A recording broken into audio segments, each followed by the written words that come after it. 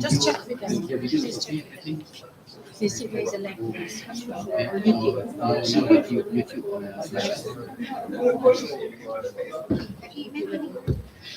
Uh, can you just go to iOS?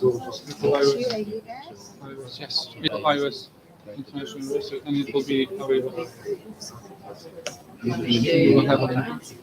Just iOS, just like iOS. So the first step, you will bagi sinyal kita dari sini lah ya. So we are looking at you. Lagi 5 minit. But then this YouTube streaming ada problem sikit. Kita beritahu dengan apa tu dengan Syah, sebab kita kata 5 minit lagi. For some reason, Aja. blocking out our link. Sa našom internet sve kažu onaj, kako se zove, internet. Sve kažu, halal. Sve kažu.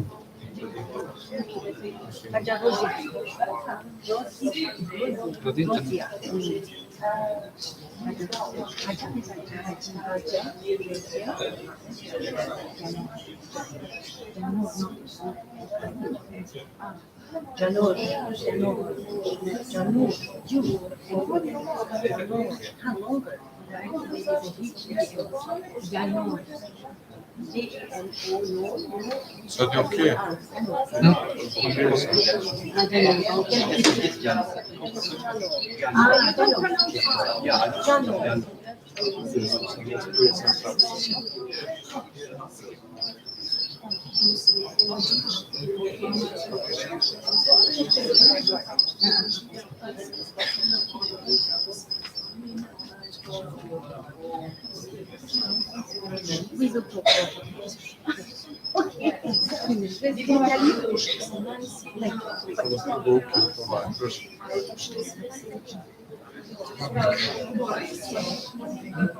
Ovo smaknu pražni live sa Babićem.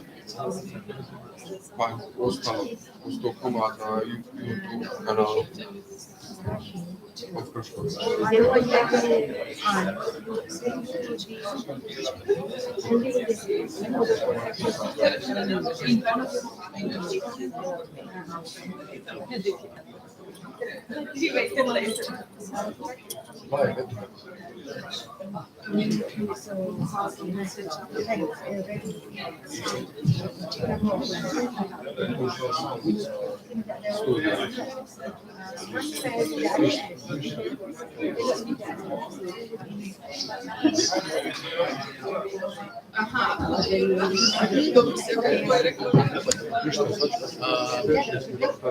YouTube, okay.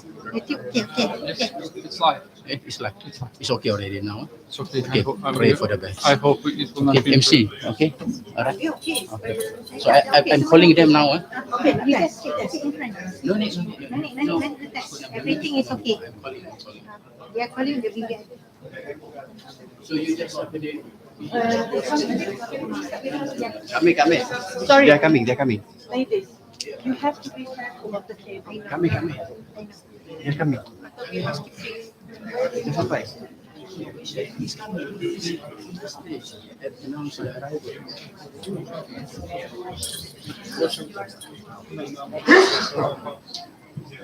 Tebi na mobitel Wi-Fi loš.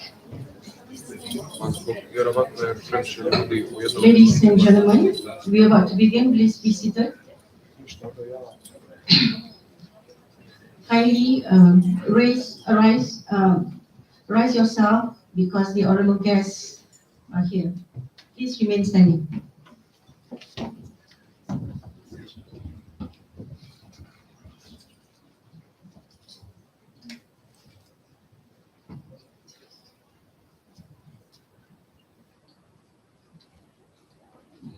Dear honorable guests, we invited you to sit, please. Thank you for your kind cooperation and attention. Just a few housekeeping announcements before we begin our today's program. Tea break will be at 11:15 in front of amphitheater. Lunch will be at the restaurant at 1 p.m. here in Building A, basement. The next tea break will be at 3 p.m. in front of the amphitheater. Secondly, prayers room will be located in building A, third floor, and building B, third floor, or you can go to IUS Masjid. We also kindly ask you to silence your mobile phones to avoid any interruptions. Thank you again for your kind cooperations and attentions. Assalamualaikum warahmatullahi wabarakatuh and good morning.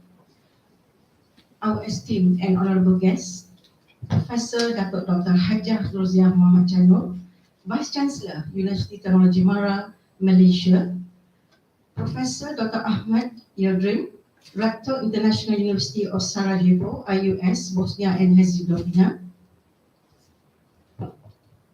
Professor Emeritus Dr. Asi Shabanovic, IUS Board of Trustees, His Excellency Raja Saiful Rizwan Raja Kamaluddin, Ambassador of Malaysia to Bosnia and Herzegovina, concurrently accredited to Montenegro,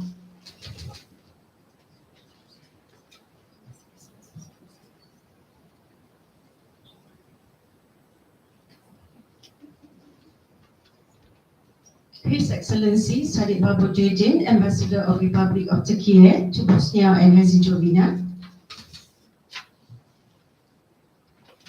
Associate Professor Dr. Nur Hafizah Muhammad Haridin, Faculty of Administrative Science and Policy Studies, University Technology Mara, Malaysia, and Professor Dr. Emil Topçu, the Dean of the Faculty of Business and Administration from IUS. Delegations from University Technology Mara, top management of International University of Sarajevo, IUS, Secretariat and committees, distinguished guests, ladies and gentlemen. Distinguished guests, ladies and gentlemen, first of all, it is our pleasure to be the joint MC for the International Conference on Public Policy and Social Science 2023, or called ICoPS 2023, which is jointly organized between the Faculty of Administrative Science and Policy Studies, University Technology Mara, or in short called as UITM, and International University Sarajevo, IUS. I am May Sapura Muhammad Shazili from the Faculty of Administrative Science and Policy Studies, UITM. And my name is Elma Shahbegovic from the International University of Sarajevo. On behalf of the organizers, UITM and IUS, we wish to extend our warm welcome. Selamat datang. Dobrodošli. And thank you to all participants, guests of honor, delegates and representatives, foreign and local participants to the International Conference of Public Policy and Social Science 2023. To reiterate, ICoPS started in 2011, has been in physical format, and has changed to virtual form during the pandemic COVID-19, affecting the country and worldwide. This year is the first ICoPS event conducted in hybrid format and jointly organized by these two esteemed institutions, UITM and IUS, with the theme of Contemporary Public Administrations and Governance. Ladies and gentlemen, to begin the opening ceremony with the blessings, we would like to invite Dr. Sohaini Samad from UITM to lead the dua recitations for a Muslim. For the non-Muslim, you are invited to have a moment of silence.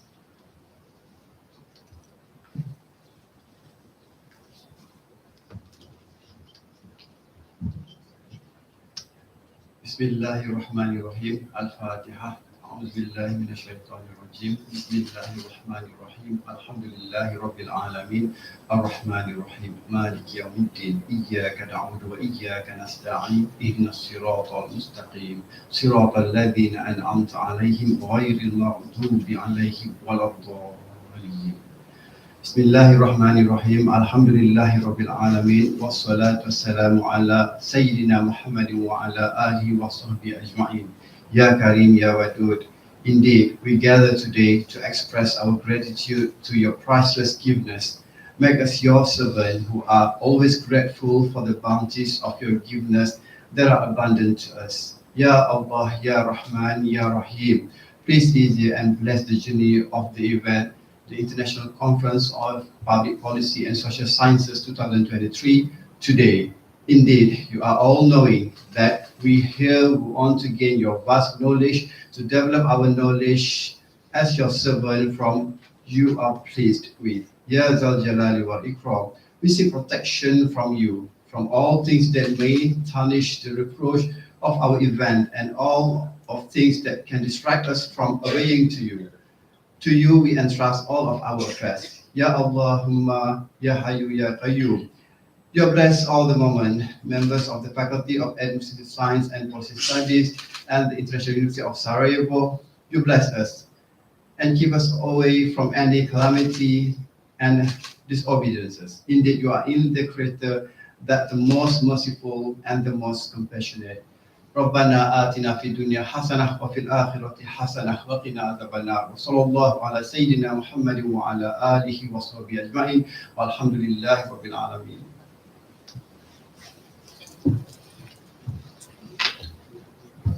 Thank you, Dr. Suhaimi, for this lovely dua. Dear Excellencies, distinguished guests, ladies and gentlemen, ICoPS conference this year has around 66 participants, which means that there were 46 virtual presentations and 26 presentations on the site. In addition, a lot of industrial experts and professionals have also joined the conference.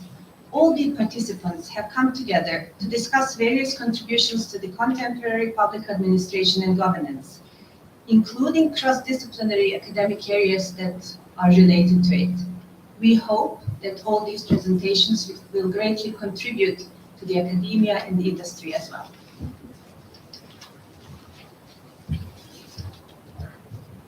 Excellency, distinguished guests, ladies and gentlemen, we are honored to introduce our first keynote speaker, His Excellency Raja Saiful Rizwan Raja Kamaluddin, Ambassador of Malaysia in Bosnia and Herzegovina, currently accredited to Montenegro. Since June 2021, His Excellency Raja Saiful Rizwan Raja Kamaluddin has been given the mandate and responsibility to conduct Malaysia's foreign relations with other countries. This includes matters related to political relations, economic affairs, security matters, and social and cultural promotions.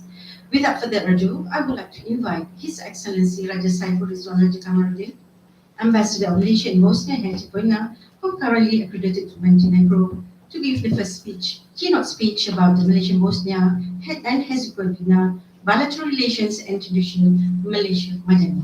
Please welcome.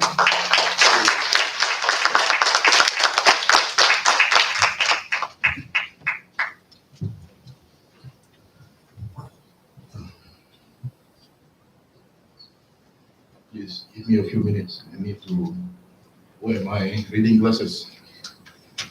Sometimes I forgot that I need to wear these sort of things nowadays. Thank you, Madam MC. Bismillahirrahmanirrahim. His Excellency Sadiq Mabul my friend, Ambassador of Republic of Turkey to Bosnia and Herzegovina. The Honorable Professor Dr. Hajah Roziah Muhammad Jano, Vice Chancellor, University Technology Mara. The Honorable Professor Dr. Ahmad Yildirim, Rector, International University of Sarajevo. Distinguished guests, ladies and gentlemen. Assalamualaikum warahmatullahi wabarakatuh, and a very good morning. I am delighted to be here today among such esteemed speakers, academics, and guests from diverse backgrounds and excellence. At the outset, allow me to express my appreciation to University Technology Mara, UITM, and International University of Sarajevo for inviting me to deliver a keynote address at the International Conference on Public Policy and Social Sciences, ICoPS. My sincere congratulations also to both institutions of higher learning for organizing this event. The theme for the conference is Contemporary Public Administration and Governance, and equivalently, my remarks today will be on the same topic and entitled Malaysia Madani, the Impetus for Transformation. Please allow me to use this brief moment to highlight efforts by the Government of Malaysia on Malaysia Madani Vision, which was launched by the Prime Minister, the Honorable Datuk Seri Anwar Ibrahim, on 19 January 2023, and its relation to the government transformation effort in Malaysia. Seeing is believing. Public sector is an important component of the government. It is the implementation mechanism of public policy where the latter is formulated to serve the best interests of the public.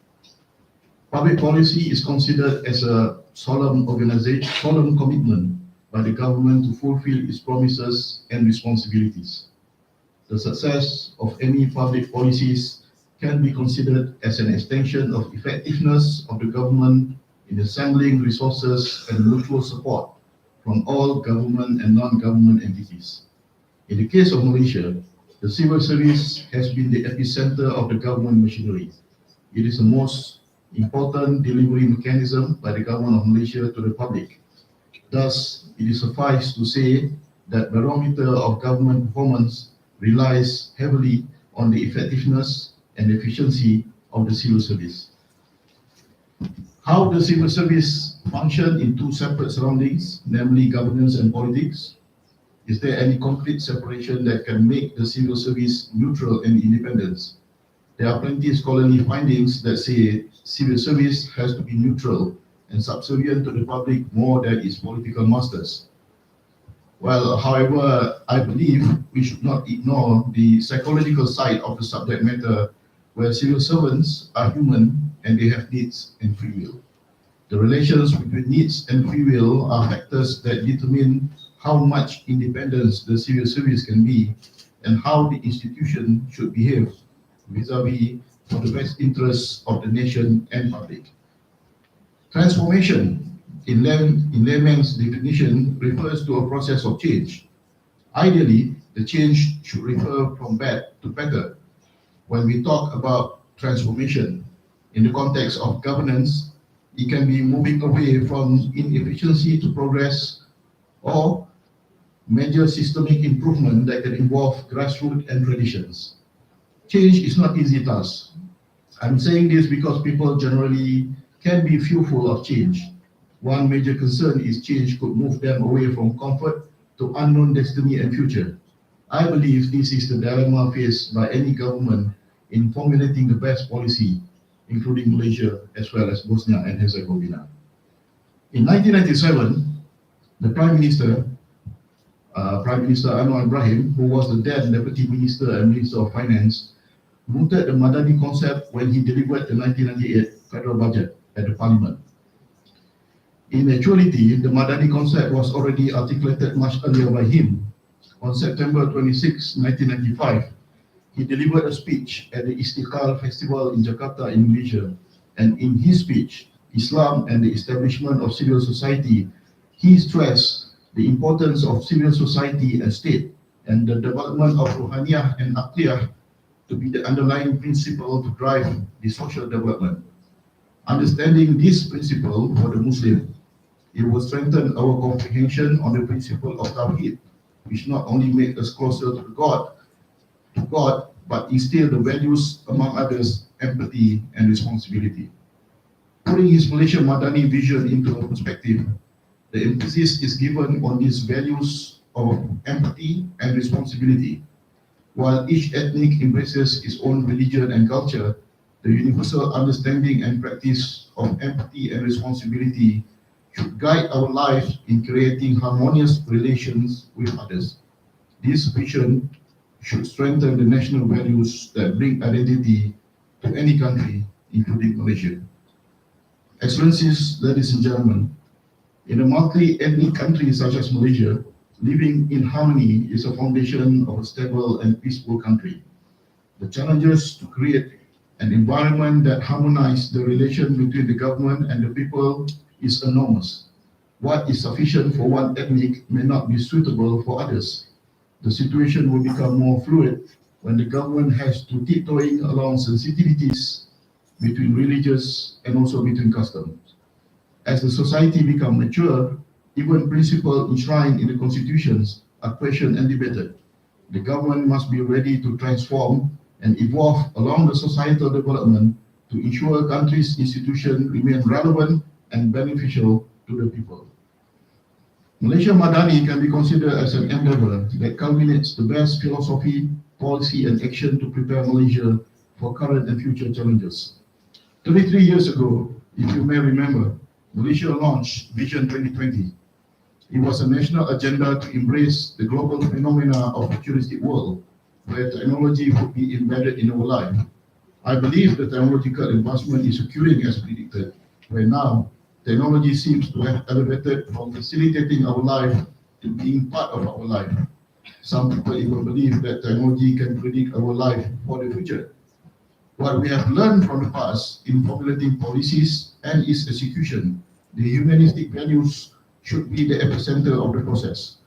Development without equity will leave us with materialistic implications that over time will suppress our natural instinct and behavioral sense of being a human being. If everything is all about materialistic values, dollars and cents, it will negate our empathy and responsibility values. Malaysia Madani is founded on the values of empathy and responsibility. There are 6 principles of Malaysia Madani, namely sustainability, prosperity, innovation, respect, trust, and compassion. These 6 principles will become parameter for the government of Malaysia to focus on 8 domains of national development, namely economic and finance, legislation, institution, education, community, culture, urban and rural. Formulation of policy, development plans and strategy will be centered on these 8 domains. The objectives are, inter alia, to sustain Malaysia's economic competitiveness, eradication of systemic dysfunction such as corruption, poverty and crimes, and to establish a Madani society where people from diverse backgrounds can live in harmony and savor quality lives. Excellencies, ladies and gentlemen, the success is still a long way down the road. What matters now is to ensure the synergy in planning and execution of Malaysia Madani strategy. The vision requires massive effort and cooperation from everyone, namely the government, politicians, businesses, academia, and ordinary people. Without these massive joint efforts and cooperation, Malaysia Madani will just be another political branding with no substantive contents that can generate tangible impact to the nation and people. On similar note, diplomacy and foreign relations have similar connection to the success of Malaysia Madani. As a trading nation, Malaysia relies heavily on international trade for its economic growth. Strong relations with other nations, such as with Bosnia and Herzegovina, allows Malaysia to strengthen her trading ability while at the same time in position to share the success and experience with others. Malaysia will and remain a friendly nation to others, and our diplomacy has always been about promoting peace and stability. I foresee that Malaysia's diplomacy will continue on the same path with more equity that focus on empathy and responsibility as prescribed in the Malaysia Madani principle. In conclusion, I would like to take this opportunity to congratulate UiTM and IUS, and I see this cooperation in the field of education is essential and integral part of Malaysia and Bosnia and Herzegovina bilateral relations.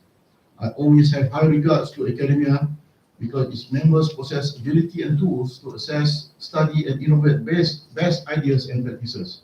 In the context of governance, track 2 diplomacy that involve non-state actors such as academia is fully acknowledged and recognized.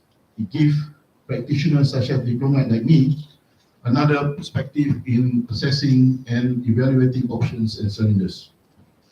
Well, some people say we should see the forest than the tree in order to have bigger views and perspective.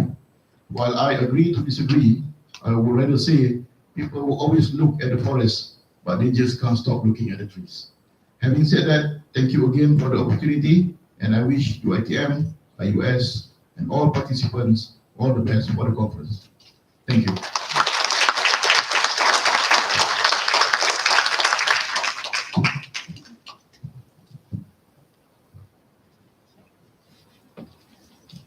Your Excellency, thank you very much for this inspiring keynote speech. Dear Excellencies, distinguished guests, ladies and gentlemen, we are honored to introduce our second keynote speaker, Professor Dr. Emel Topçu, whose main research interests are in the fields of migration, gender studies, leadership, multiculturalism, and political theory. In addition, Professor Dr. Emel Topçu has been involved in various national and international projects, among others under the European Union and various non-governmental organizations. Without further ado, we would like to invite Professor Dr. Emil Topçu to give the note speech about the prospects of female leadership and public policy making. Please welcome Professor.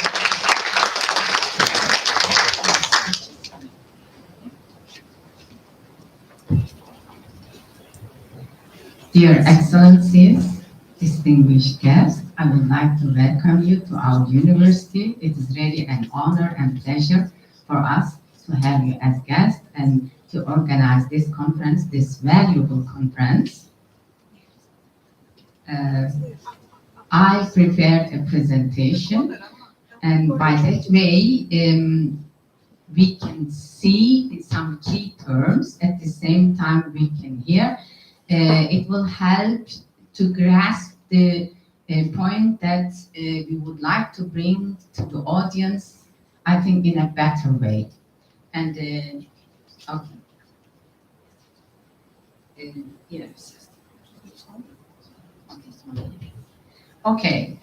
As you see, my topic is prospect of female leadership and public policy making, and these two important subjects are collaborated in my presentation. And as you have seen in the audience, we have almost equal amount of women and men. And this is also a privilege. In so many conferences, there are overwhelmingly men, and it is general in all over the history and today's world order as well. I hope after this conference, we will make some changes, even if it is small amount of it. Thank you very much. I have divided my presentation in three parts. In the first part, I will be mentioning about the public policy. First, I'm going to start with the evolution and the study of public policy and some definitions, some examples of the definitions, and some key points. And but at the same time, in the second part, sorry, I start with the question of who creates the public policy. And in the last days, especially after the pandemic, there is a new stream. I cannot call it now mainstream, but stream. And they claim that public policy, especially the public policy, should be created by knowledgeable experts. And they even have a name for this, epistemic democracy. And for the public policy, they call it epistocracy. Instead of bureaucracy, they call it epistocracy. And I also argue that actually this idea, this stream, is a challenge to the democracy. Because democracy enhances the diversity. It gives the power to the people, especially the power of the decision making. And this is the most important part.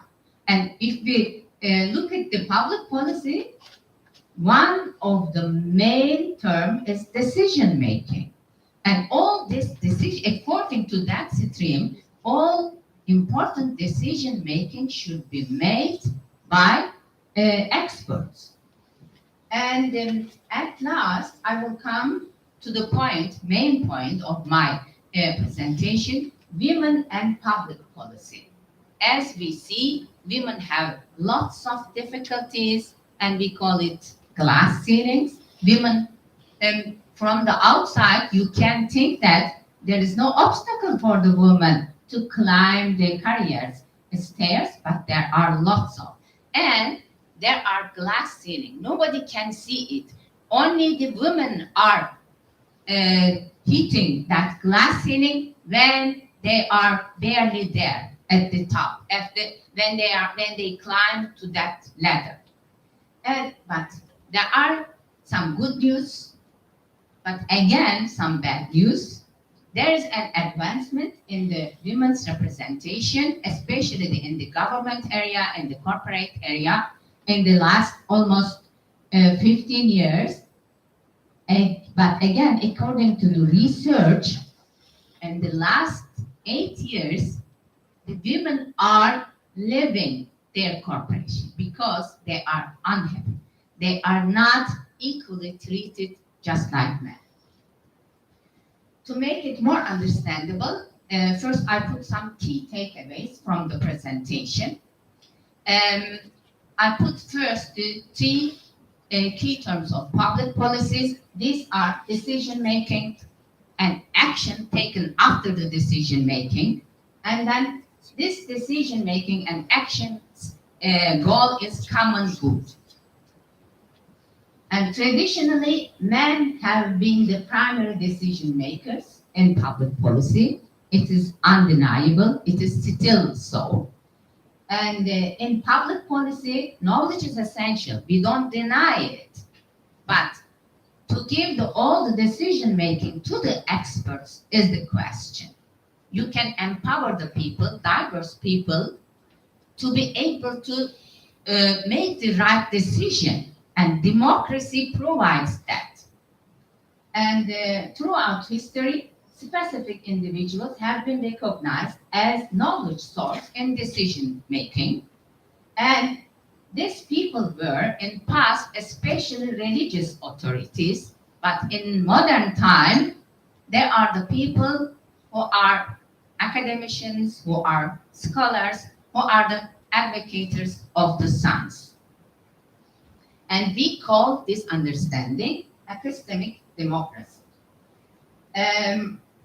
But the idea of governance by knowledgeable individuals poses a challenge to democratic principles of inclusivity in decision making. When you allow only the knowledgeable people, you cannot include everybody. Diverse representation in decision-making mechanism actually, according to the research, leads to more accurate and beneficial outcomes, contrary to the notion of knowledge-centered governing. Throughout history, women were largely excluded from decision-making process, especially we can see only few women in the governing position. In the Islamic history, there were 16 sultans who were having in the ruling position. And to be a sultan, you have to issue a coin under your name, and you have to also the sermon, Friday sermon, should be issued under your name. With this criteria, you can be sultan. These 16 female sultan have fulfilled this criteria. That's why they are declared by Fatima Mernissi as the sultans. Thanks God, it is a privilege really for the Islamic history, but if we check all the history, it is not the case. With the transition of democracy, opportunities for women to engage in decision-making have expanded, contributing to more successful decision-making in the highest level. Organizations that incorporate women in high-level decision-making process, high-level decision-making process, tend to achieve greater success. These are all the results of research. Now, I'm going to start with my main presentation, and I would like to start with the evolution of the study of public policy. In 1951, Harold Lasswell introduced the concept of policy science. Over the time, this policy science has evolved significantly, moving from its initial intention, initial point, to some other direction, because the societies are evolving and we are introduced into so many different kind of administration and management arts, and by that way, also the public policy also evolved. And then there is another turning point. Richard Simons published an article in 1976 called Studying Public Policy. The scholars of comparative public policy in advanced industrial democracies have shifted their focus after this, especially after this article. And in the new shift, we see more decision-making capabilities. The terms, key terms that dominate the public policy or guide, not to dominate, guide the public policy are decision-making capabilities, process of individuals and the institution, and the cooperation between the individuals and institution, the nature of rationality. This is very important. When you have a decision, rationality should be there, especially in the modern time. And complex relationships among policy actors. What is public policy? According to Oxford, public policy actually is not a real study or not a real field. It is more art. Public policy is a mood more than a science, a loosely organized body of precepts and positions rather than a tightly integrated body of systematic knowledge, more art and craft than a genuine science. It is a new subject, it is clear, but it is developing. We have even some journals. I put 3 examples of these journals: public studies journals, policy studies journals, policy science, journal of policy analysis and management. There are some definitions. Sorry. And if we check the students, what do you study?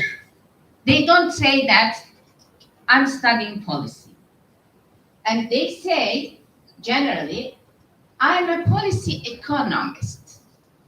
And I'm a political scientist. Even we can see the reflection of the study in our students. And this is also an important point. And then I put some definitions. In the first definitions, the term governments highlights itself. It means that policy is an action from the governments. It is government's issue. And in the second definition, we see the action. After this, government takes some action in these exercises. And in the third one, we see that this action is purposive. It is not taken arbitrarily. This is also an important part of the public policy. Actually, till now, there is no certain definition of public policy which is accepted in all over the world. We have some common key points in the public policy. There is a broad consensus that public policy encompasses both the decision-making process and after that decision-making process, the results or actions stemming from specific choices. Decision-making and the actions. And the second common point, we see that coercive authority of the state. This is also included to the public policy, actually the main part of the public policy. We see in the third definition, common point, that it is a reaction to identified issues or challenges. In all societies, we now, in the time of accelerated changes with the technology implementation, and that's why we face every day with the new kind of challenges. And public policy has to identify these issues and challenges and react. Again, if you make some key points of public policy, it is not arbitrary, rather intentional. It is a sequence of actions executed over time. It is not one action, it is the sequence of the action, and it is a response to demand, and it is affirmative, involving deliberative, purposeful actions, and it addresses conflict arising from limited resources, regulates conduct, mobilize collective efforts, safeguards the rights, and channel advantages towards the common good. These are the common key points of the public policy. Okay, now comes an important question. Who creates public policy? Answer is easy. Traditionally, men, and still it continues. It is the men's world. And these men are also not ordinary men. They are so-called knowledgeable men, experts. We don't deny the importance of the knowledge in the decision making. It is clear. And what is the knowledge? This is now a new question. As I have presented you in the beginning of my presentation in the key takeaways, and traditionally the knowledge sources were religious people, religious authorities, and this system is called as theocracy or rule of priests. But it is still important that to acknowledge it, primary knowledge foundation in a society or political system may not be exclusively religious nature. Even in the traditional time, there were so many societies, they were acting not with the religious authorities, but they had some different kind of the authority of the knowledge people. But in many modern societies, the pivotal source of knowledge is arguably scientific and professional expertise. And in this direction, now we have a new term, epistemic democracy. Means that running the government offices with the experts. But there are also some concerns about, especially about the epistocracy ruled by the knowledgeable are getting arise. And some professors, some scholars goes even beyond. Most probably, most of you know Jason Brennan. He is professor in Georgetown University, and he has published a book against democracy. This is a highly discussed book. And he divides the people in his book in three categories. It is a little bit caricaturized, but still he emphasizes on it. And he says that most part of the people are hobbits, means that with limited interest and knowledge in politics. They are not interested in politics. And the hooligans, they are interested in politics, but like hooligans. They are totally against the opposition. And there are volcanoes, the best of the best.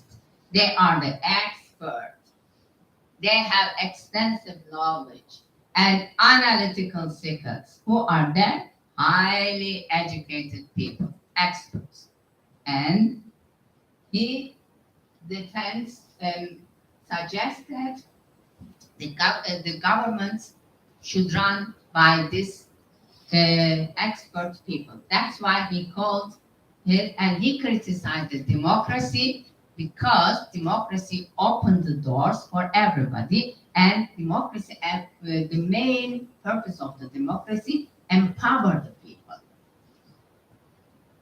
Brennan argues that voter competence is essential. Most of the people are ignorant, biased, and if we have a decision that which is based on ignorance and bias, it will harm everybody. And again, Brennan highlights the concept of epistocracy, which supports governance by the knowledgeable. Actually, when we consider Brennan's opinion as the radical, if we check our democracy, there is already some restrictions in the democracy as well. For example, to vote, you have to be in a certain age. It differs in so many countries, but generally after when you are 18 years old. And there are also restriction in so many countries to certain certain groups, generally minorities, and they don't have rights in so many countries. Even if they have rights, physically they are hindered to vote or to participate to the democracy. And yeah, this kind of people are prevented in the democracy. This is a singer from Turkey. She defends the same things. She told, is the shepherd's vote the same as mine? I have to have more power in the voting. My vote should be calculated too in compared to shepherd's vote. And this idea goes to that direction. In the pandemic, there were shifts. There was a shift in the attitudes towards experts, with politicians increasingly relying on their advice and the public encouraged to listen to them. And this inclination is continuing. It has, in the pandemic, it has started and it goes on. If we look at the democracy, what is the democracy? If democracy allows such kind of things or not, generally there were till now two different kinds of democracy. One is procedural democracy, the other one is participatory democracy. In the procedural democracy, electoral process is the most important. Everybody should vote, and generally we have representative democracy. People are represented by their their members that comes from community, or even though it doesn't come from community, they are favor of this person. On the contrary, with the development of the democracy, we have developed new kind of democracy, which means participatory democracy. This democracy provides the people equal participation in the decision-making process. We call it also grassroots democracy. And in this kind of democracy, civil society has a crucial role. And people participate through civil non-governmental organizations to the policy making. And now, the third kind of democracy, epistemic democracy, is the notion that the legitimacy of a democratic system is contingent upon its ability to generate well-informed and rational decisions. This goes beyond mere procedural aspects, the electoral aspects, and also this elements from the second democracy, participatory.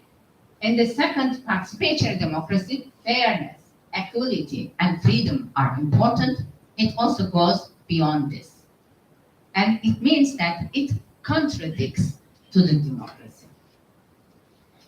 At this juncture, it is really essential to highlight the inherent contradiction between the fundamental goals of democracy, which is to empower the people, and the need to grant more space and rights to knowledgeable experts to affect the decision making. Actually, democracy and diversity feeds each other in the running of the time. And according to the studies, numerous studies demonstrate that when opportunities are given, people can achieve remarkable outcomes. Additionally, research underscores the effectiveness of diverse leadership teams, including women, in tackling complex problems and making well-balanced decisions. There are some research, I got it from the Harvard Business Review, and there are lots of research, but I want to present only two of them. And McKinsey research in 2015, they actually ran this diversity and policy making research steadily, but they focus on more the inclusion of all the groups in the society. In this research, they emphasize also the gender diversity. They give the percentage. That's why I took this research. And they conducted a research on 366 public companies, and they were generally in the top management, ethnic and racial diversity, and gender diversity. Then the top management have the ethnic and racial diversity. Their outcome is 35% more than industry average. Then they have gender diversity. Their outcome is 15% more than industrial average. Another study, again conducted in 2015 by Credit Suisse, they have conducted this research between 2,400 companies. It reveals that at least one female board member experienced higher return. At least one female. And in that regard, we can make a conclusion. There are lots of research. Actually, this is also the results of the research. And diversity improves financial performance, diversity improves innovation, diversity improves decision making, diversity plus inclusion improves workforce performance, diversity meets stakeholders' expectations. Now then we come specifically to the women issue. As more women become educated, they have started to enter and they have started to climb the ladders, thorough up. And they are capable of competing effectively with their male counterparts. In so many universities, actually it is also research that female students perform much better than male students. And it is also conducted in high schools. And they are able to really compete. Despite existing legal provisions, women face still glass ceiling. I have already explained what glass ceiling means. When they start to climb, there's a glass ceiling, they struck them. What is the glass ceiling? It is not so easy to understand.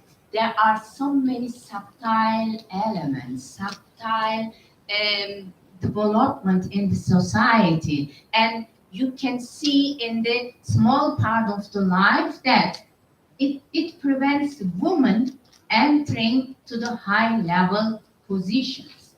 And there was a research again by International Labor Organization in 2004. They analyzed all these glass ceiling elements for the women.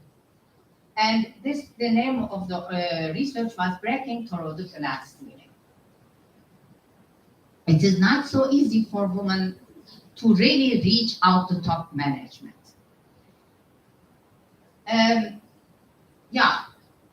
The women Still, all this hindrance women have achieved to the traditionally male-dominant corporate realms, but there is gender discrimination.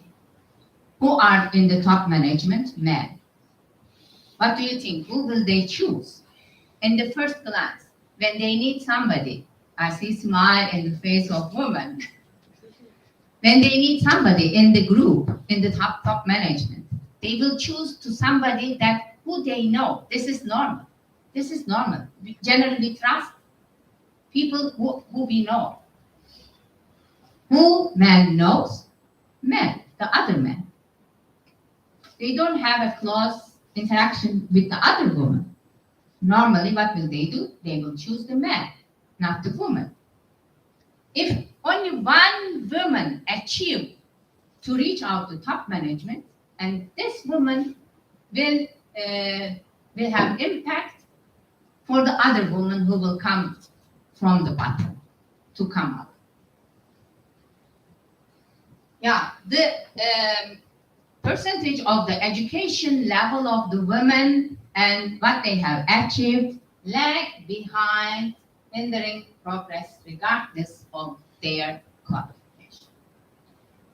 And gender stereotypes. Women cannot do that job. Women can be a secretary. Women can be teacher.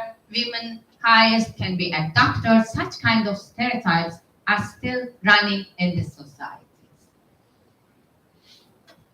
Yeah, for the women, it is really still challenge to climb up. And gender roles, which are given to the children from the very beginning of their life or adventure in this world. When the parents expect their child as a female, they prepare something in pink. As male, they prepare something in blue. This, they know and they direct their children according to the mainstream of the gender stereotypes. And children cannot come out of these gender stereotypes. It is very difficult.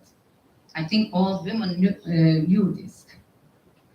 Okay, and these gender roles also hinder to participate in workforce participation and societal attitudes and inequalities.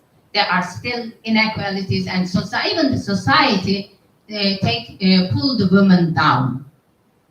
If some women tries to climb up, and gender disparities. There are really only some few women, and if we compare the percentage of the women in some decision-making position. There is good news, there is achievement, there is a research and comparison, the comparative research between 2021 and 2023, even in these 2 years, there is really significant increase in the number of the women. Speakers of the parliament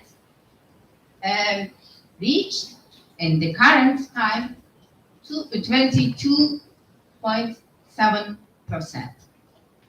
It was almost 21 in 2001. And according to the Integrated Policy Unit's research, women in parliament, and in so many parliaments, the number of the women are increasing in the parliament.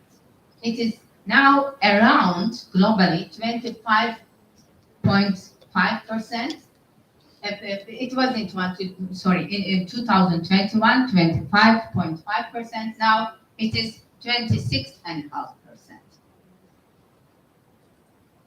But we have to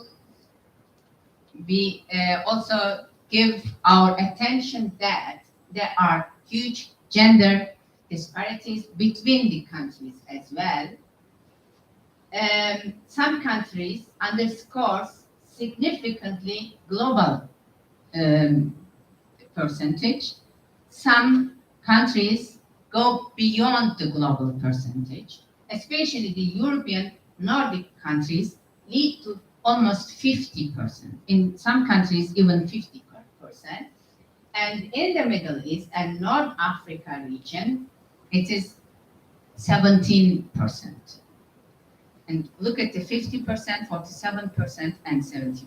It is the same in Turkey as well. And for the cabinet minister, there is also again increase, but Europe and North America lead with the highest women's representation. It is around 31.6%, closely followed by Latin America and Caribbean. And if we come to, again, to the Central and South Asia, it is 10%.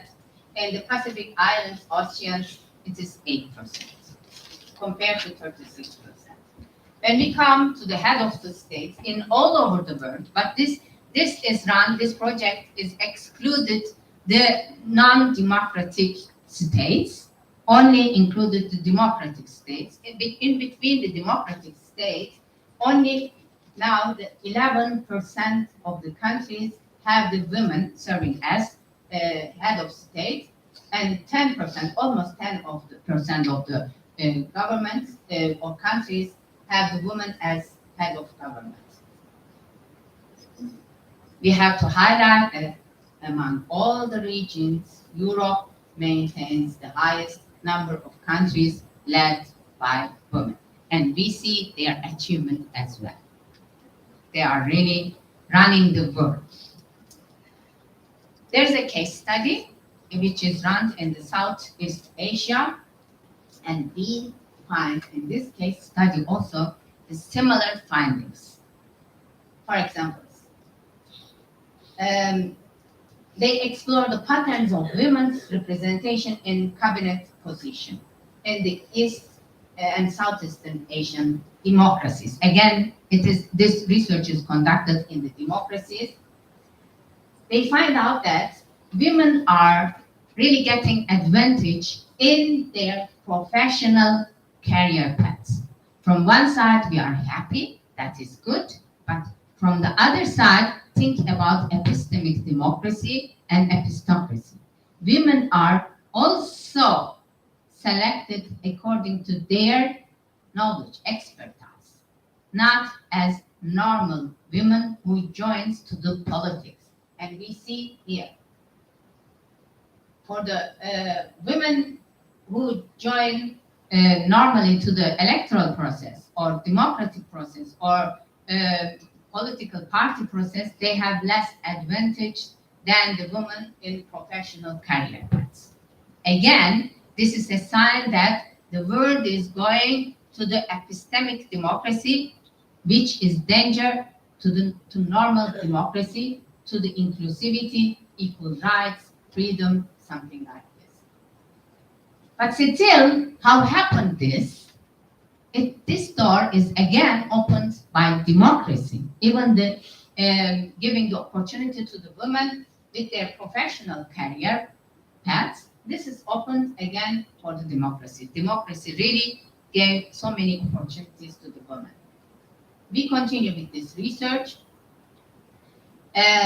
We see that increasing presence of women among professional ministers, again, professional ministers.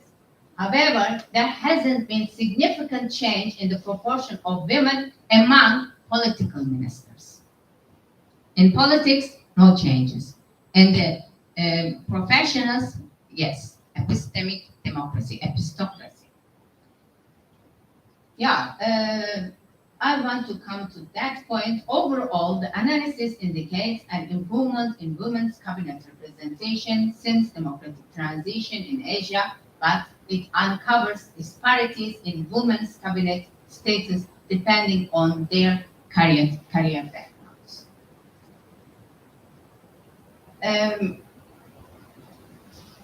Even though we have seen that there is an advancement in the number, proportion of the women in the highest position or higher position, there is still skepticism towards women, if they really can lead or not lead. This is not my words. Can women really lead? This is the general skepticism in the mind of the people. Yeah. If we check again the research, we see that women, even if they are appointed to the ministry level, generally they are appointed to the feminine characteristic and the lower levels of prestige. In Turkey, almost more than 20 years, they really keen on appointing female ministers. Almost every time, all female ministers are responsible only the family issues. Only the family issues. And we had very rarely some other additional to that family issues. I think we had only one time or two times other ministers who were responsible in some other subjects, but still not so demanding like foreign ministers or defense ministers, something like this. But it is coming, especially in Europe. We see that there is a historical dominance of political elites. Who are these political elites? Men, again. But it still shifts towards the belief that cabinets should reflect the diversity of the population they represent. This is the democracy, representative democracy. There is a progress towards equal representation of women. This is also clear. In recent years, especially in Western democracies, women have started to be appointed as ministers in traditionally male-dominated fields such as defense ministry, foreign ministry. We see this especially in Germany. They have started with von der Leyen. She was defense minister. She was the mother of 5 children, and she was defense minister. It is a breaking, really, event. And now they have also foreign minister, Baerbock. This is the Olaf Scholz cabinet. Quite successful in terms of the gender balance. They have 7 male ministers and 5 female ministers. If we look at the representation, female representation, there are, in the beginning, there were formal representation. It means the women are equal in front of the law with men. That's why they have all the rights. They can be elected in any position. This is the formal representation. But we have seen that it is not enough to have it in the law. You have to take some action, just like policy, public policy. In the public policy, you have to take action. If you are really effective government, if you are applying the effective policy, you have to nominate the woman. And for that, they develop the understanding of the representation of the woman to the descriptive representation. It means at least there should be some quota for the woman. And the Nordic countries have started it, and now it is almost widespread. So many countries accepted it, and they try to apply it. And this was also not enough, because there were women who were appointed some position. They were not advocating for the rights of the women. They were acting just like men. This is also not enough. That's why now we develop another substantive representation. Means when women are appointed, they have to also advocate for the rights or needs of the women. And it is developing. We are developing as human beings. In the research and in the normal life also, in daily life, generally we tend to make some very fast decision that there is a strong relationship between the connection between the gender and decision making. This is intricate. Women are not only the representative of their gender, women are also coming from so many different social and educational backgrounds. I'm now addressing you here as the Dean of the Faculty of Public Administration. I'm a woman. But I'm serving as Dean. I'm an academician. I have an administrative post. And I have to have decisions which is good for everybody. That's why, what is the difference actually as I lead a woman as Dean in the position, our way of leading is different. Men are generally target-oriented. There's a strategic plan in every organization. At the end, you have to reach out some targets. Men are prone to reach out to targets. Women are process-oriented. They care the people who are involved in the process and their well-being, their inclusion. By that way, they can make the people, they empower the people, and by that way, the people will feel themselves more included and more identified with their jobs, and job performance increases. And they can reach much greater extent to the target of the initial target of the organization. These are the differences, but the common good is still there. There's bad news. Sorry, I will finish it. According to other research, again, McKinsey report from 2022, women are still underscoring. 200 men, only 87 women are promoted, and between these women, only 82 colored women are promoted. Still, women are underperforming, and according to the calculation, women can reach out equal representation earliest in 2045. Earliest 2045. Ladies, yeah, this is our fortune. We have to give more effort. And gentlemen, you have to help the woman. And another bad news, since women are really not happy in their corporates, they feel that they are not treated equally, they are not given equal opportunities, they leave their positions, leading positions. This is the latest report.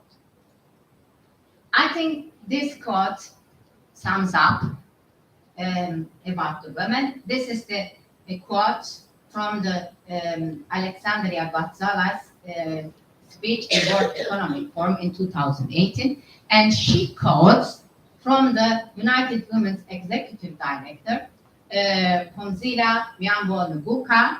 She says, where there are more women in decision-making positions, we see more inclusive decisions, and we find different solutions to long-standing problems.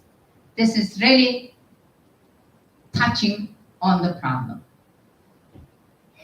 Okay, some results from my presentation or from the research. Women in high-level positions and their participation in policy-making process significantly enhance public efficiency. This is clear. It is, there's evidence from the research. Women encounter numerous invisible barriers to reach these positions. Again, the result of the research. Despite the increase in the number of women in top-level management and decision-making mechanism, signs of regression have been identified. Again, alarm. This should be alarm for every efficient policy agencies or public policy organizations. Greater involvement of women is essential for a more effective policy making process. I will leave my presentation with the questions. Please take away with you, with your organization, and deal with these questions. It is not anymore my problem, it is your problem. Thank you very much for listening.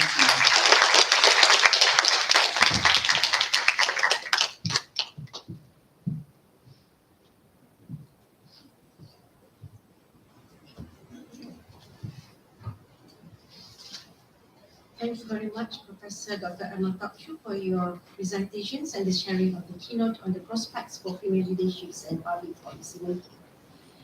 Excellency, distinguished guests, ladies and gentlemen, we are honored to invite the Vice Chancellor of UiTM, the Honorable Professor Dr. Hajar Rozia Muhammad Jalil, as our special guest to deliver an officiating speech. Please welcome the Honorable Professor Dr. Hajar Rozia Muhammad Jalil.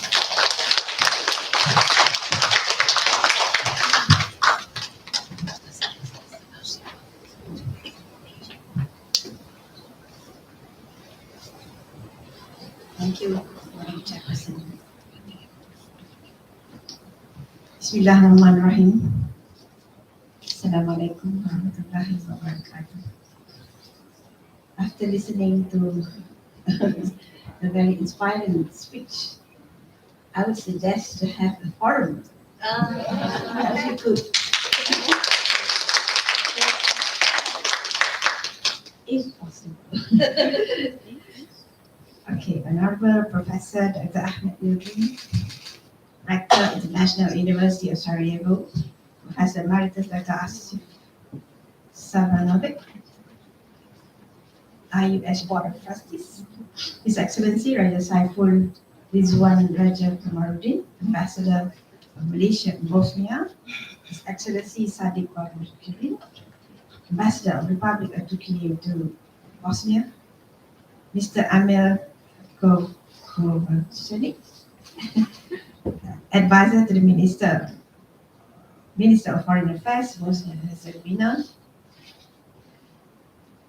Associate Professor Dr. Nur Hafizah Muhammad Haris, Dean of Faculty of Administrative Science and Policy Studies, University of Technology, Mara, Associate Professor Dr. Kanita Aziadik, Vice Rector for International Cooperation and Research, International University of Research, Professor Dr. Emil, Dean Faculty of Business and Administration, International University of Sarajevo, Professor Dr. Amal Takchu, Faculty of Business Administration, International University of Sarajevo.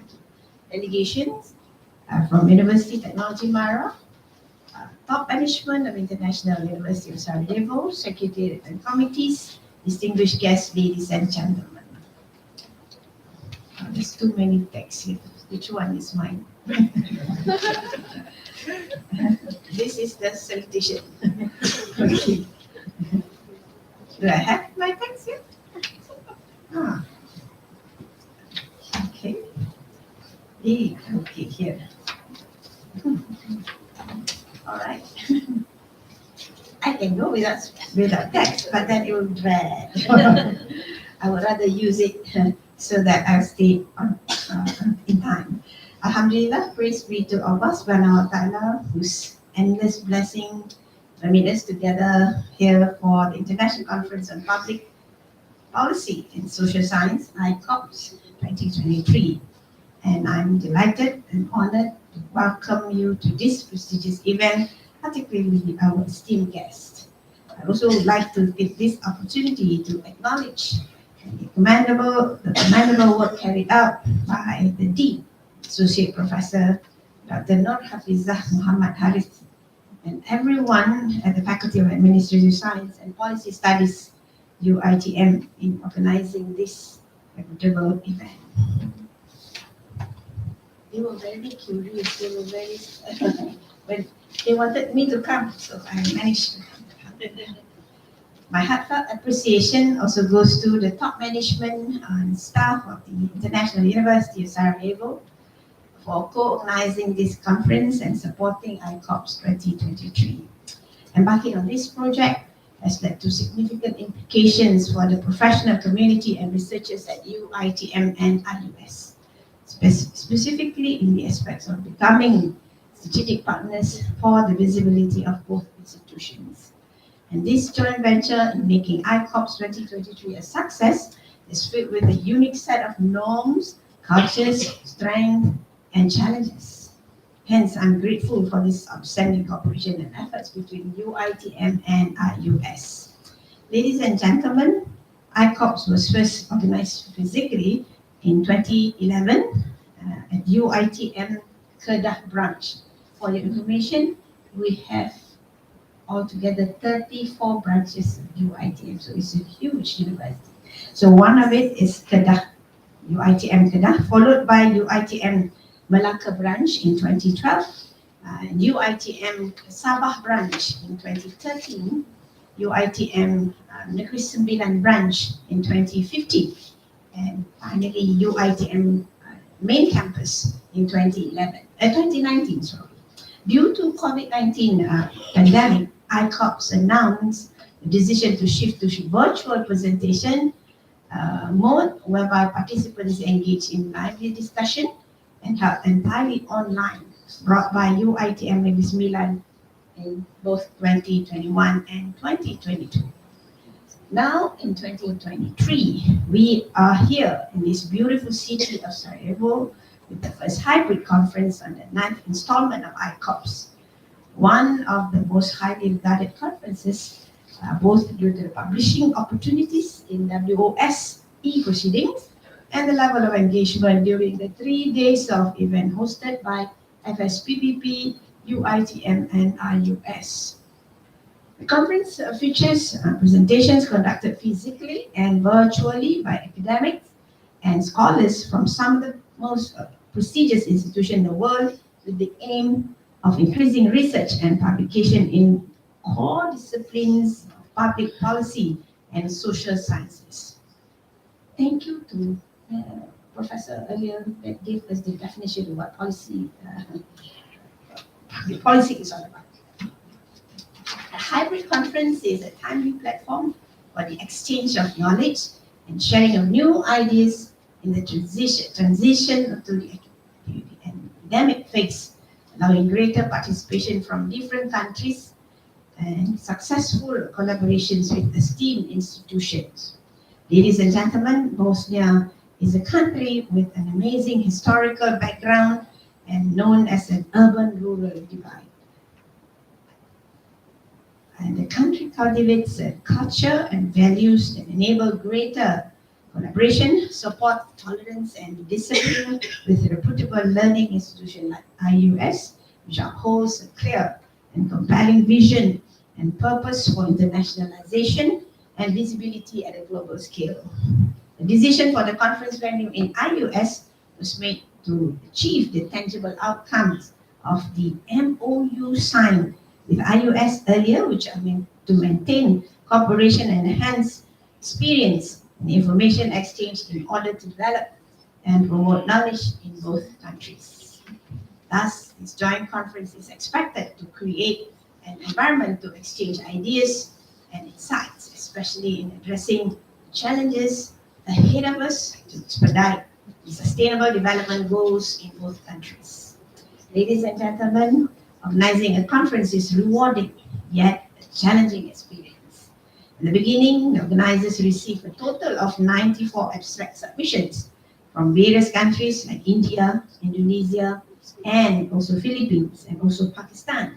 But due to unforeseen circumstances, only 67 participants finally agreed to join the conference. Despite minor setbacks, the event is a huge accomplishment for the organizers, and as it demonstrates the dedication of both institutions to promote academicians and students' academic excellence.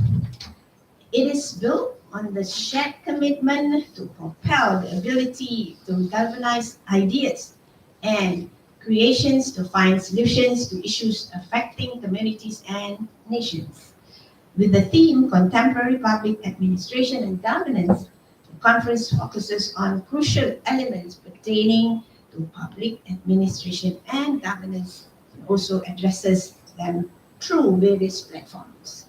It cannot be denied that public administration is a diverse field offering vast opportunities for specialization which administrators can employ to significantly impact their communities and address myriad challenges.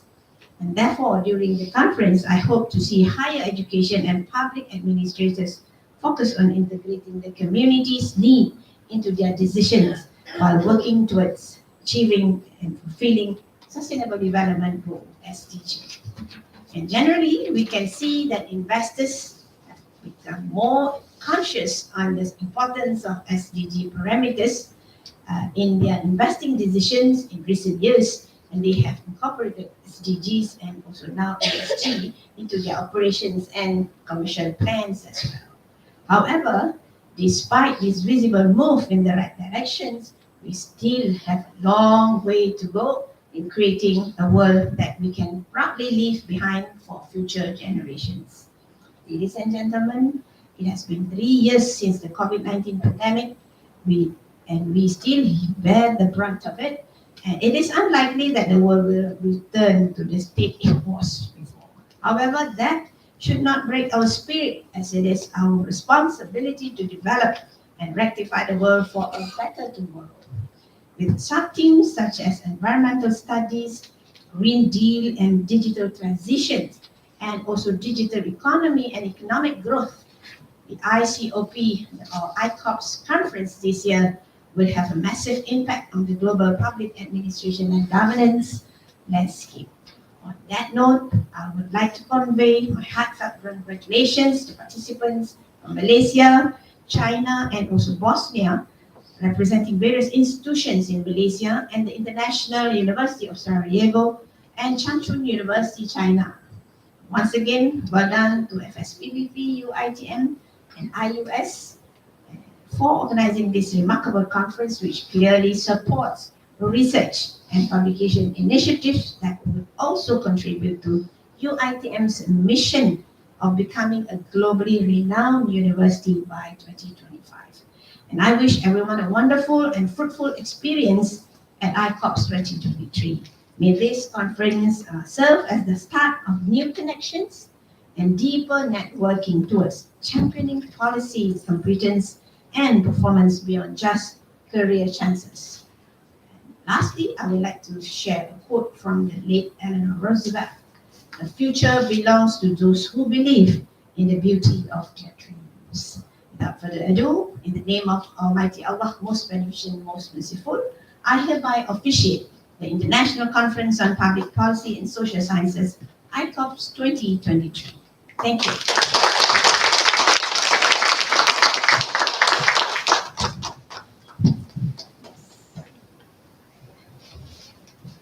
Thank you, Professor, for your inspiring speech. And before we continue with our program, we would like to invite Director of the International University of Sarajevo, Professor Dr. Ahmet Yildirim, to address the conference.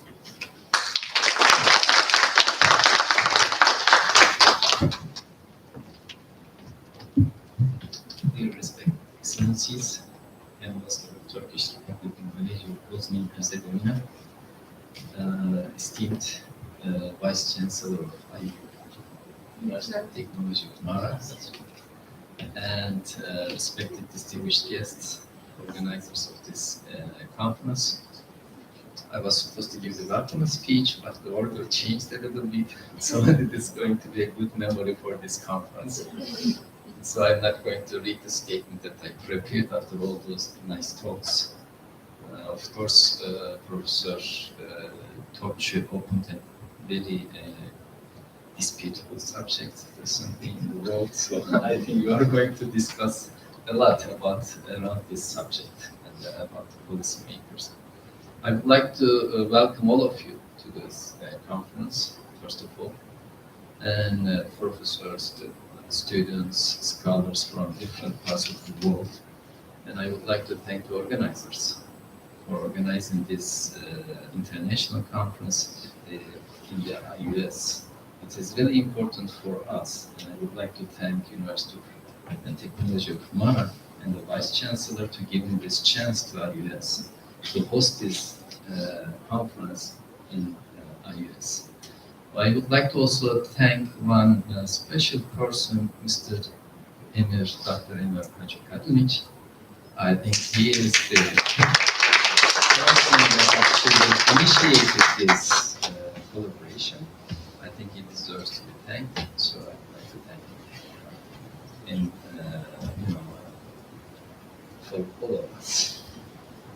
And I would like you to visit Sarajevo and Bosnia and Herzegovina Herzegovina and find out the harmonization of East and West here. It's a very special country.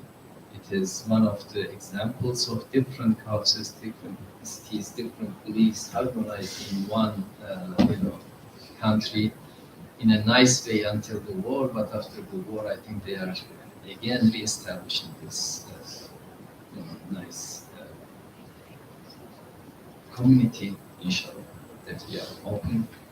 And it was a very nice example of starting the conference. I would like to thank you also for that nice speech and dua. I think it should set an example for the conferences, especially in organizing Islamic countries. It's been nice to see that. It was the first example I have experienced, so I just wanted to mention that. And I hope you enjoy your time in Sarajevo, your time in Temec University of Sarajevo. Of course, we are very boutique university when you compare to University of Morocco. Maybe we are smaller than one of your faculties, but our mission and vision is so important in this region, and IUS is established with a certain mission, and I think we are trying to succeed that mission, which is really important for the Bosnian youth and for the region of Balkans.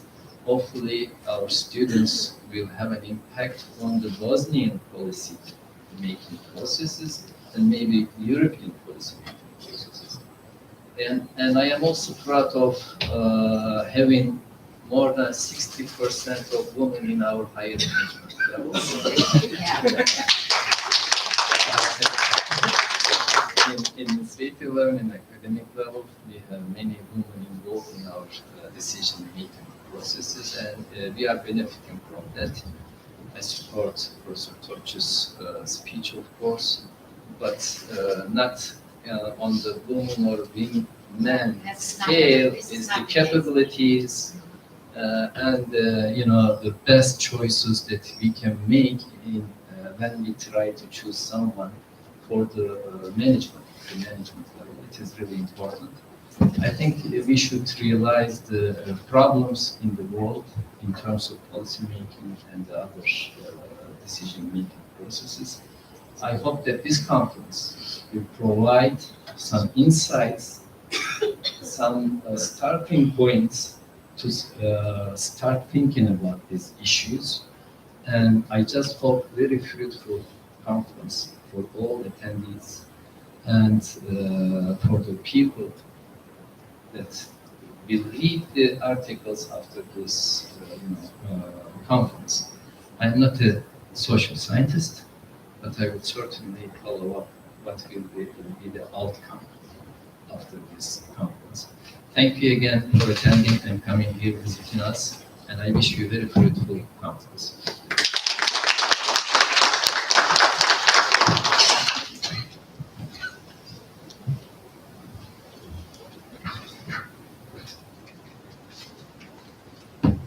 Thank you, Professor Dr. Ahmad Yadrib, for your wonderful welcoming remarks and address.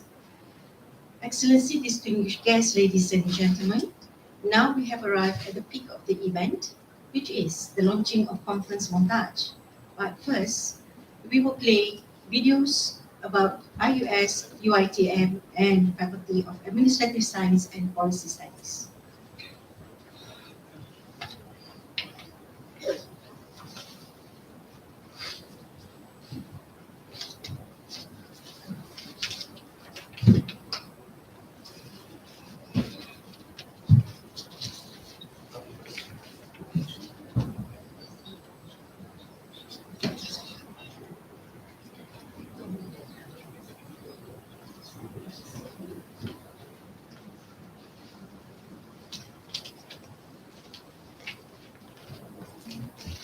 Please wait for just a couple of seconds because we have some issues with the sound.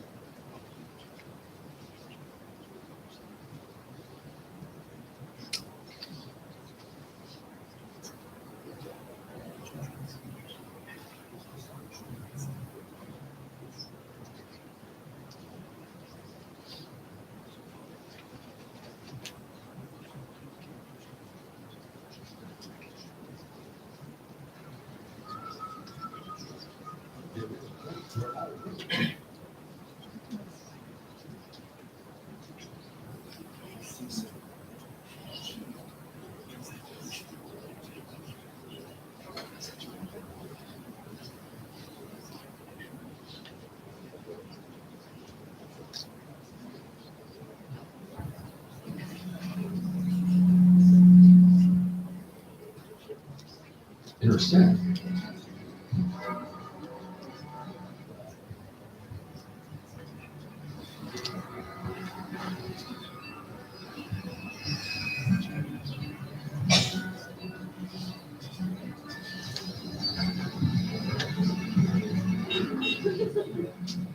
Even though textures, colors, beliefs, and experiences are different.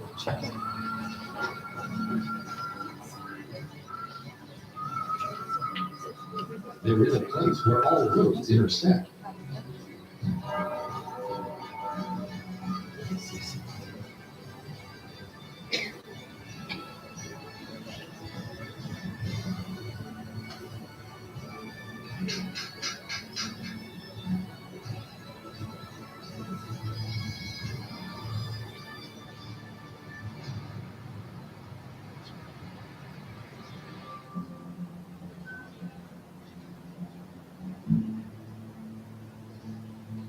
We know the way that will take you there.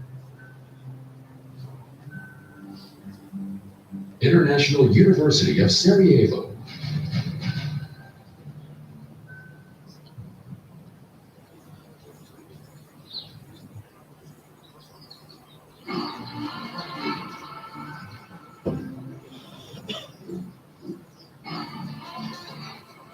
Which was established in Elijah in 2004. The legacy of the Ottomans in Sarajevo, which starts every day with hope, unites respect with love, and embraces all colors.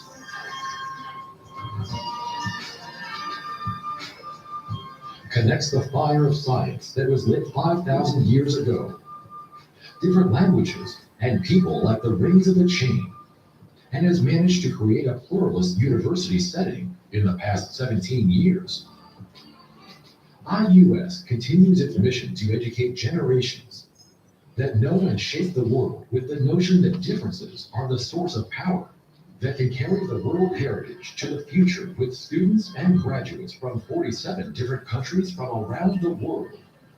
IUS, which has created a new vision in international university education thanks to its global teaching standards, gives its students the opportunity to improve themselves in a quality, pluralist, and intellectual environment during their graduate, postgraduate, and doctoral terms. IUS provides an innovative college education to its students in 5 faculties and 22 different branches that include industrial engineering, computer sciences, art and social sciences, pedagogic sciences, and law and management sciences. This is a place where you will be right in the middle of life. This is the place where you will think outside the box and think ahead of the future.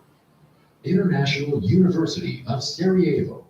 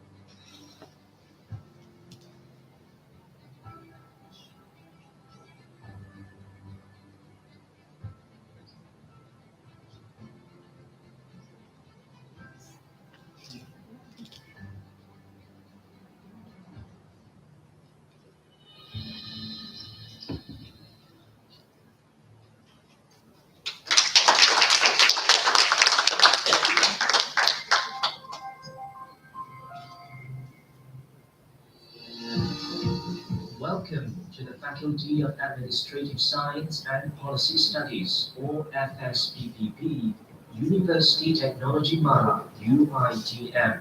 Let us bring you to the journey into the art of administration and the power of policy. In FSPPP, we are committed to give the best to our students and all related parties. And it starts with the professionalism of our top management, academic and administration staffs. In line with UITM's vision and mission as a premier institution, we always strive to deliver our best. FSPPP offers all accredited programs, starting with its signature program, namely Diploma of Public Administration, widely known as DPA, which started way back in 1965. And now, after more than 50 years of existence, we are proud to offer 11 academic programs, 5 undergraduates, 5 postgraduates, and 1 professional program, the Chartered Governance Institute qualification, or formerly known as ICSA qualification. Pursuing a global network with our global university partners is the key goal of the faculty's future development. In 2021, a dual master program in Executive Master Administrative Science and Masters in Public Policy with University Airlangga, Indonesia was first offered as part of our internationalization initiative. As of now, the faculty has engaged with international universities in Thailand, India, Japan, Bosnia-Herzegovina, and Albania. As a distinguished institution, FSPPP continues to engage in research in the areas of public administration, corporate administration, public policy, politics, and international relations studies. In order to achieve its mission, the quality of students is FSPPP's top priority. In this faculty, every student is treated like family, and for the students, the faculty, be it at UITM Shah Alam or UITM Negeri Sembilan, Seremban campus, is like their home. Our students are actively involved in activities, whether organized by the faculty, UITM, or even outside parties, locally and internationally. To make sure FSPPP stands tall with other institutions, especially in Malaysia, we collaborate with our industrial partners. As of now, the faculty has established collaborations with MISA, SSM, MAPS, Department of Environment, and other government agencies. And with all initiatives delivered passionately in more than half a century, we are proud to introduce some of our esteemed and distinguished alumni. As of now, the faculty has more than 10,000 alumni serving various public and private organizations across the country. Therefore, the management team and dedicated academic staff welcome all potential students and collaborators to the FSPPP. We assure you, here is the place to begin the crucial first step towards achieving your dreams in the world of administrative science. FSPPP, the art of administration and the power of policy.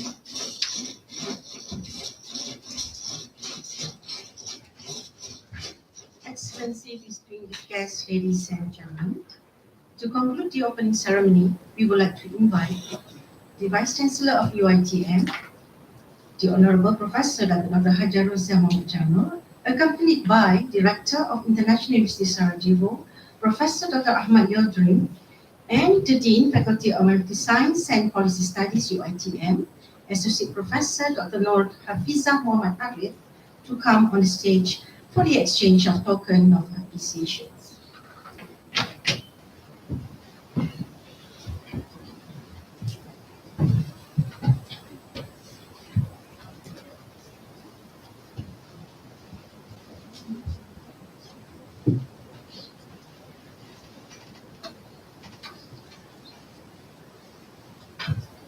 We would like to invite the Vice Chancellor of UiTM, the Honorable Professor Dr. Hajar Rozia Muhammad Janur, to present the token of appreciations to Director of International University of Sarajevo, Professor Dr. Ahmad Yildirim.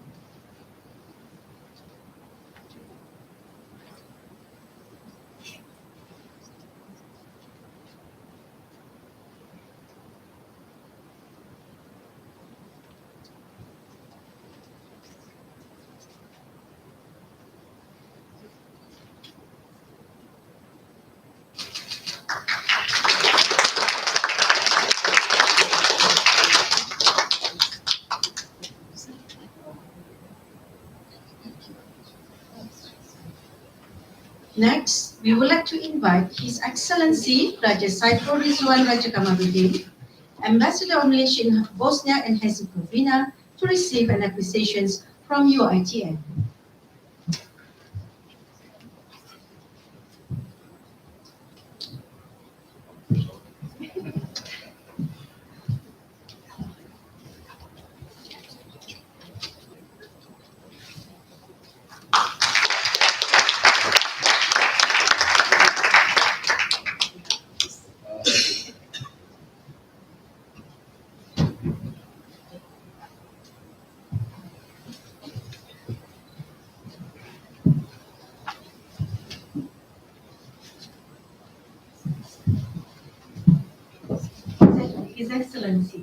His Excellency, can we please ask you to stay on the stage? Thank you. Next, we would like to invite Professor Dr. Emel Topçu to join us on the stage.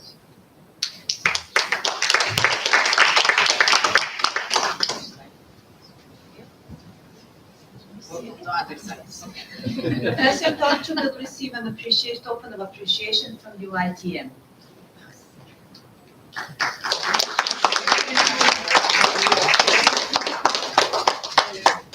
I'm really very proud of you here in our university and the Vice Chancellor of the Mara.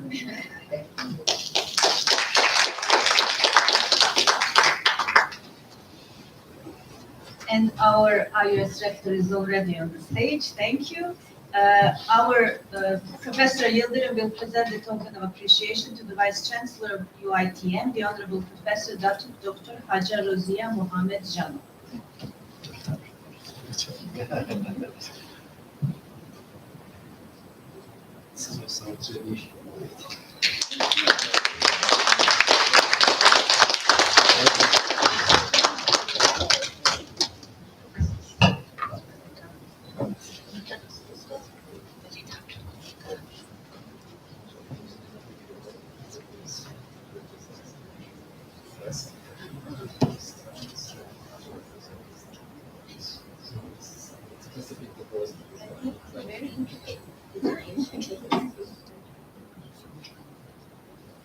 Last but not least, we would like to invite the Dean, Faculty of Science and Policy Studies, UiTM, Associate Professor Dr. Nur Hafizah Muhammad Arif, to present the token of appreciation to the Vice Chancellor of UiTM, the Honorable Professor Dr. Hajar Rozia Muhammad Janur.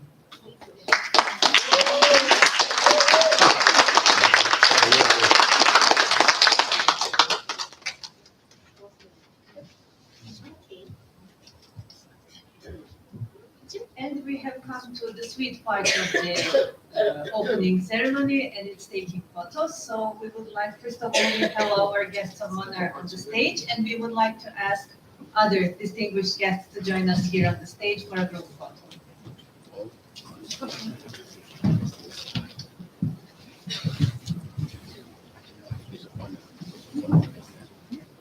After this, we will have also one group photo with everybody sitting in the amphitheater. Okay.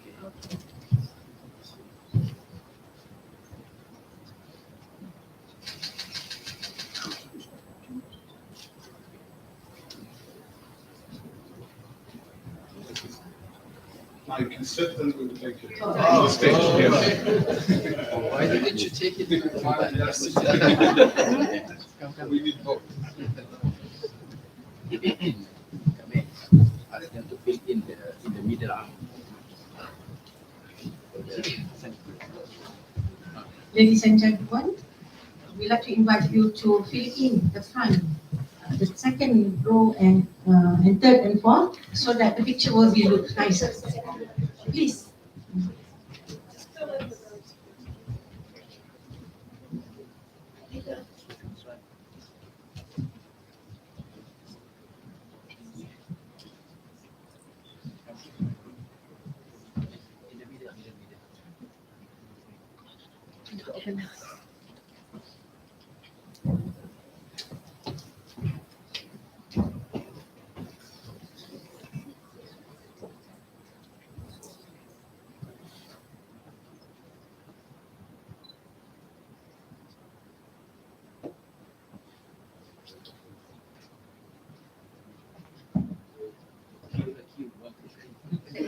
ICoPS.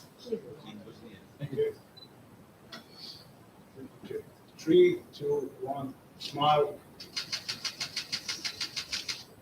Thank you.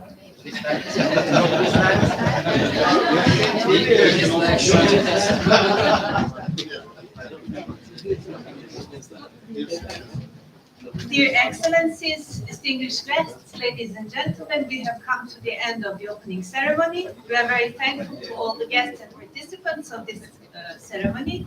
Now we will have a morning coffee break that will last around 30 minutes, and we will be back here for the concurrent sessions in the dedicated room on the first floor of this building, A building. Thank you very much.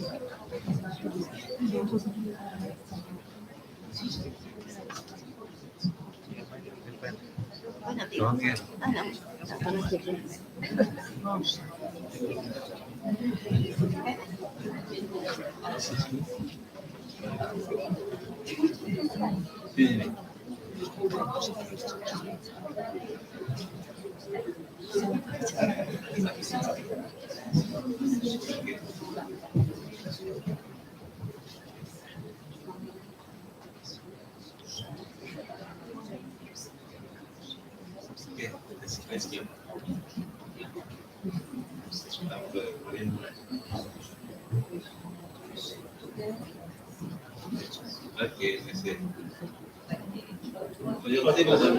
Of course, because I'll give all the photos to Good, good, good.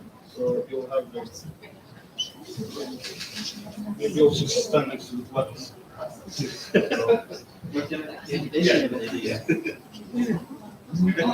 Stand here as well. Okay, all right. Need to move this to the side so we see its noise reflect. Oh, very important. Because it looks like American. Good idea. All right, thank you, thank you for that.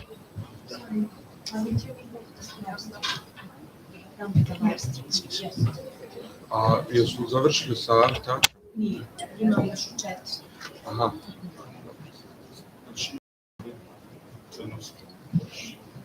Are we going to meet the live stream? Sorry, are we going to meet the live stream for the committee?